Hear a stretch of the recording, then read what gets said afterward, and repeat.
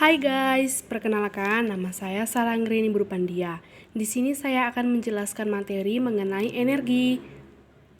Nah, pengertian energi yaitu kemampuan untuk melakukan suatu tindakan atau pekerjaan maupun usaha yang kita lakukan.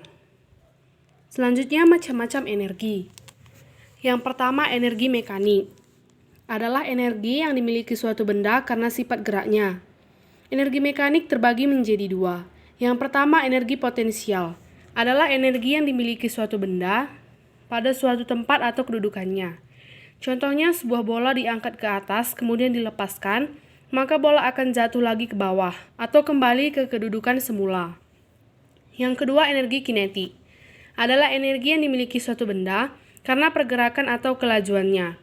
Contohnya, ketika sebuah mobil melaju, semakin kencang kecepatan mobil tersebut, maka semakin pula energi kinetiknya. Yang kedua, energi bunyi adalah energi yang dihasilkan oleh gerakan partikel-partikel udara di sekitar sumber bunyi. Contohnya ketika bermain gendang, semakin kuat gendang dipukul, otomatis semakin besar getarannya dan menghasilkan bunyi yang kuat. Yang ketiga, energi panas atau kalor adalah energi yang terjadi karena pergerakan internal partikel penyusun dalam suatu benda. Contohnya ketika memanaskan air dengan api. Suhu dari api akan berpindah ke air sehingga akan membuat air itu mendidih. Yang keempat, energi cahaya adalah energi yang dihasilkan oleh elektromagnetik. Contohnya ketika cahaya dari lampu. Semakin jauh kita dari sumber cahaya, maka semakin sedikit pengaruh cahaya tersebut terhadap penglihatan kita. Yang kelima, energi kimia adalah karena adanya interaksi secara kimia dan reaksi kimia yang terjadi.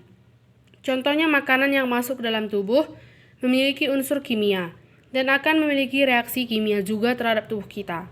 Yang keenam, energi nuklir adalah energi yang dihasilkan dari reaksi inti oleh bahan radioaktif. Contohnya penggunaan bom nuklir. Nah, selanjutnya adalah contoh perubahan energi. Yang pertama, energi kimia menjadi energi mekanik. Contohnya menggunakan bahan bakar batu bara guna menggerakkan kereta uap. Yang kedua, energi listrik menjadi energi panas. Contohnya, setrika listrik untuk merapikan pakaian. Yang ketiga, energi listrik menjadi energi bunyi. Contoh, speaker listrik.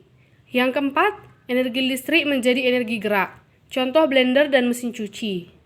Yang kelima, energi gerak menjadi energi panas. Contoh, menggosokkan kedua telapak tangan akan membuat telapak tangan terasa panas. Yang keenam, energi cahaya menjadi energi kimia. Contoh, proses fotosintesis. Nah, sekianlah dari saya mengenai materi energi.